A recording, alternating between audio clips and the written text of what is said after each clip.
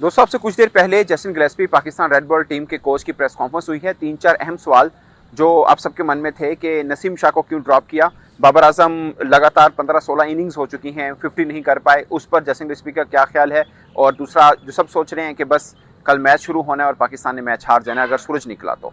ये सबसे इंपॉर्टेंट चीज़ है और सबसे खास बात कि पाकिस्तान अगर खुदा ना खास्ता ये टेस्ट भी हार जाता है तो क्लीन स्वीप पाकिस्तान को होता है, तो क्या उसके बाद जस्टिन गिलेस्पी चेंज कर लाना चाहेंगे टीम के अंदर बीइंग कोच। उनको क्या लगता है कि पाकिस्तान टीम के अंदर चेंज होनी चाहिए, अगर होनी चाहिए तो कौन कौन सी होनी चाहिए। ये 4-5 सवाल थे जो उनसे प्रेस कॉन्फ्रेंस में हुए, बड़े खास है। सबसे पहले नसीम शाह के ऊपर आते हैं।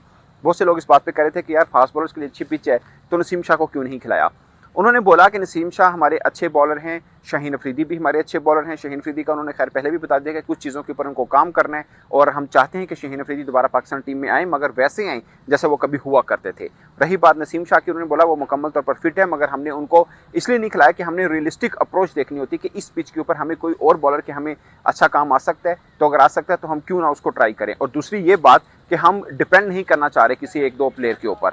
हम चाह रहे हैं कि अगर एक दो प्लेयर हमारे पास हमारे साथ ना हो किसी भी वजह पे, तो हमारे पास कुछ अच्छे प्लेयर्स और भी हों, यानी टीम पूरी की पूरी 1-2-3 खिलाड़ी के ऊपर डिपेंड ना करी हो, एक ग्रुप ऑफ पीपल हो जिससे मिलकर टीम पाकिस्तान बनती हो। मुझे लगता है बीइंग कोच एक अच्छी सोच है कि आप किसी एक दो के ऊपर डिपेंड नहीं कर रहे होते और आप चैलेंज ले रहे होते हैं बीइंग कोच भी या कप्तान भी कि ठीक है, हम नसीम के बगैर भी इस फास्ट बॉलर फ्रेंडली पिच के ऊपर उतर सकते हैं और हमारे दूसरे बॉलर भी कुछ ऐसे हैं जो ऐसा कर सकते हैं।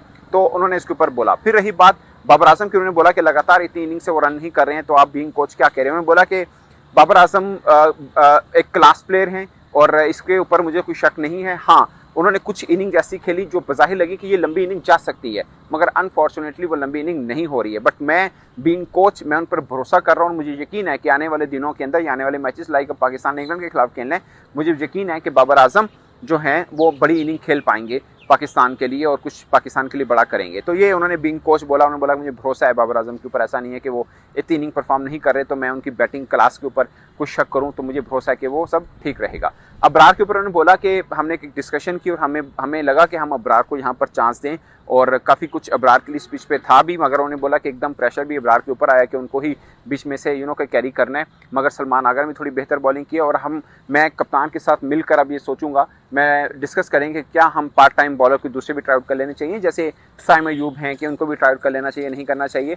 तो इस चीज़ के ऊपर डिस्कशन पे आएंगे। अबरार की परफॉर्मेंस को लेकर बहुत ज़्यादा डीपली वो गया नहीं, क्योंकि अभी मैच होना है और बहुत ज़्यादा डिपेंड करेगा अबरार के ऊपर भी, अगर कल उनको बॉलिंग के ज़्यादा चांसेस मिल जाते हैं कि क्या वो पाकिस्तान के लिए कुछ कर सकते हैं।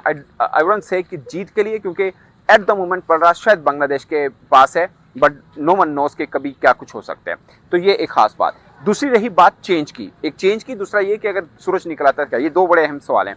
चेंजेस के ऊपर उन्होंने बोला कि मैं बीइंग कोच में ऐसा कोच नहीं हूं जो एकदम बड़ी चेंजेस की तरफ चला जाऊं, और मैं वो कोच हूं जो हमेशा समझता हूं कि खिलाड़ी के ऊपर बुरा वक्त आया है तो मुझे बतौर कोच उनके साथ खड़ा होना चाहिए। उन्होंने बोला कि अब्दुल्ला शफीक रन नहीं कर रहे हैं, मगर आपने देखा कि श्रीलंका के खिलाफ सीरीज के अंदर उन्होंने बड़े अच्छे रन किए हैं।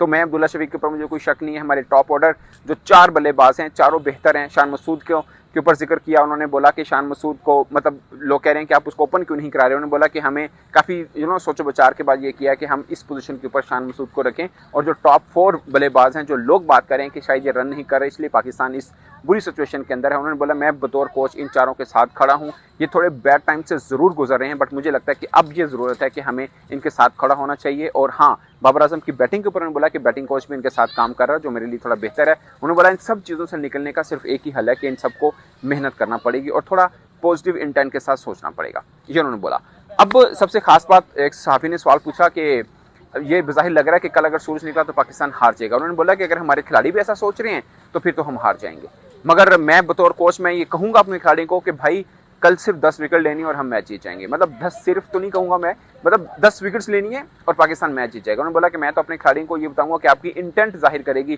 कि मैच का रिजल्ट क्या हो सकता है। मैं बारिश की तरफ नहीं देख रहा कि बारिश हो और मैच से बच जाएं। उन्होंने बोला कि मैं बतौर कोच ये समझता हूँ कि दिन आए, मैच हो और हमारे बॉलर्स अपनी स्ट्रेटजी के मुताबिक बॉलिंग करें और हम ये मैच जीतें, क्योंकि 10 विकेट्स लेनी है। उन्होंने फिर हवाला दिया कि 26 पर 6 जब हम आउट कर सकते हैं तो हम अगले दिन में क्यों नहीं आउट कर सकते। हमारे बॉलर्स में ये एबिलिटी है कि हम दोबारा से एकदम फिर उनको के गिरा सकें बांग्लादेशी बैटर्स को और पाकिस्तान की जीत की तरफ हम कुछ खींच सकें। बट ऑफ कोर्स बतौर कोच प्रेस कॉन्फ्रेंस के अंदर ये मोटिवेशन रहनी चाहिए as a coach, but reality क्या है वो भी नज़रअंदाज नहीं होनी। और रियलिटी ये है कि जिस तरह 7 ओवर के अंदर 42 रन स्कोर किए, उस पर भी जैसे वैसे में सवाल हुआ कि भाई 7 ओवर में तो इतना तेज़ खेले। उन्होंने बोला कि हाँ, इस सब चीज़ों के बावजूद तारीफ करनी पड़ेगी बांग्लादेशी खिलाड़ियों की, उनके बल्लेबाजों की, कि उन्होंने अंडर प्रेशर और इस तरह माहौल के अंदर रहकर जिस तरह की क्रिकेट खेली, उन्होंने साफ मैसेज दिया है कि वो छोटी टीम नहीं एक बड़ी टीम बन चुकी है। इस पर दोस्तों आपके क्या ख्याल हैं? अपनी राय कमेंट बॉक्स में जरूर बताइएगा। मेरी तरफ से इतना ही, इजाजत दीजिए, अल्लाह हाफिज़।